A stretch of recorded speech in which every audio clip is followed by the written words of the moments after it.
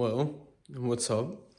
I guess this is more of an update video than anything, but I decided to start posting again. I don't know if it's gonna be like I post one time and I'll be back in 3 months, or if I post one time and I'll be back in 3 years, or if I post one time and I'll be back in a week. You'll see. Anyways, that is not the topic of discussion. The better topic is what I've been up to. So, here's a E92 335 IS, 2011. Here's my 99 323 IS, E36.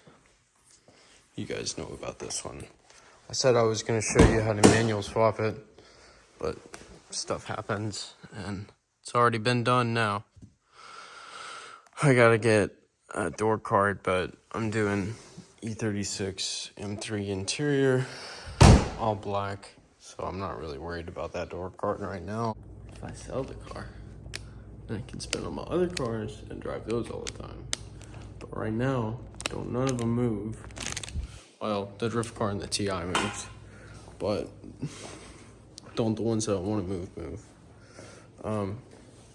This is a video that I'm making late at night. So I'm gonna make another video tomorrow and compare them. We'll see how it is. Hopefully it's kind of warm tomorrow, because I really don't want to be outside in the cold. I'm gonna start posting daily. Alright. The real issue that I'm worried about is addressing this. Bear with me. So originally, this car had an automatic 4-speed transmission by GM, and I was planning on manual swapping it, and in the process of getting all the parts, the head gasket blew. Went in to fix it, did all the work, took the engine out, took the transmission out, put in a Getrag 250 transmission, because it's what I had, and rebuilt the engine. But in the process, I think I messed up retorquing the head bolts, and it had low compression. So it ran fine, it drove good, but I still had a little bit of smoke coming out on startup. But now I'm waiting on a crank hub removal tool so that I can take the crank hub off and replace the timing chains.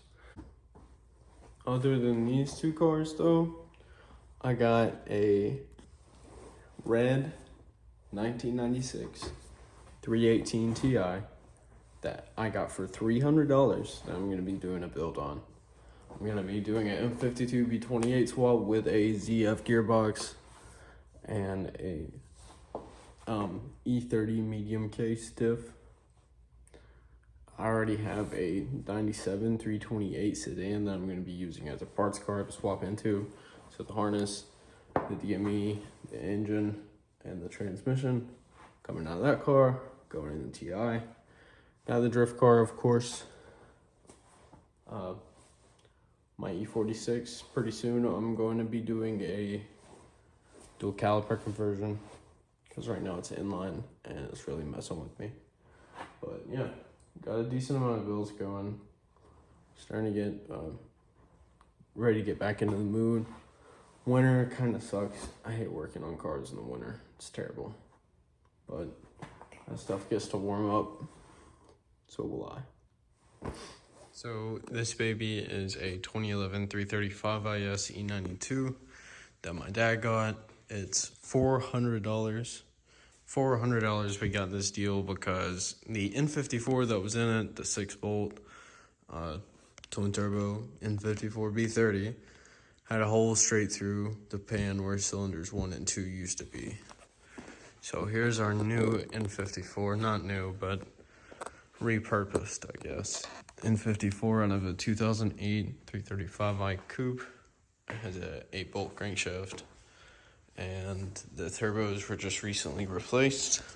Despite that, it has a valve cover leak and a rear main seal leak, which is whatever. I'm going to be taking this motor and replacing the seals on the valve cover and oil pan, taking this oil filter housing off, replacing the gasket there, going over any parts that need to be fixed or up here that they need to be replacing all these vacuum lines. All this stuff is saying. Wiring harness, gonna have to use the wiring harness out of this car because this car is a DCT. Fun fact. Here, I'll show you. This is my little parts bin. It looks like a mess, but everything's taken off the way it goes back on. Here we go. Here's the DCT. My get rag. Better get rag. If you want some turbos, hit me up. I got no use for those. This engine came with a power steering reservoir. For some reason, I thought that was the oil catch can at first, but now I realize I already took that intake pipe off.